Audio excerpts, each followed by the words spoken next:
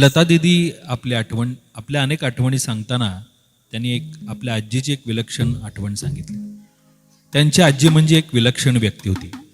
ही आजी म्हणजे त्यांच्या आईची आई. त्यांचं नाव होतं सोनूताई लाड. खानदेशात थाळनेरला त्या राहायच्या. ही आजी जात्याच अतिशय रसिक आणि मोठी कलावंत होती. लोकसंगीताचा प्रचंड साठा त्यांच्याकडे होता. सगळी गाणी अगदी तोंडपाठ होती हे विशेष. त्या स्वतः सूरपेटी वाजवायच्या, सतार वाजवायच्या, गाणी रचायच्या आणि त्याचाही छंद त्यांना होता. इतकंच काय तर त्या चाली देखील द्यायच्या.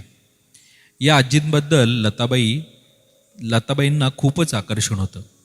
आजी गाणी गाऊ लागली की लताबाई आणि त्यांची सगळी भावंड देखील त्यांच्याबरोबर गाऊ लागत. बालपणीच्या या दिवसात अनेक अंगांनी तिथं त्यांचं गाणं फुललं, बहरलं.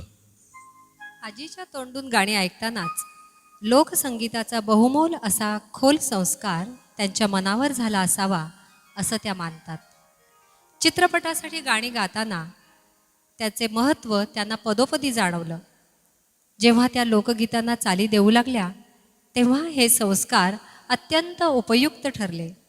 आनंद घन या नावानं त्यांनी अनेक गाणी संगीतबद्ध केली. तांबडी माती या चित्रपटाला दिलेलं संगीत त्यांचंच. त्यांनी संगीत दिलेलं आणि गायलेलं गीत म्हणजे जा जा राणीच्या पाखरा तू जार भरारा. लताबाईंनी या गाण्याला इतकं गोड संगीत दिलंय आणि इतकं गोड गायलंय की ऐकताना प्रत्येक माहेरवाशिणीला वाटतं की अरेच्या या तर भावना माझ्याच आहेत. ऐकूया हेच गीत.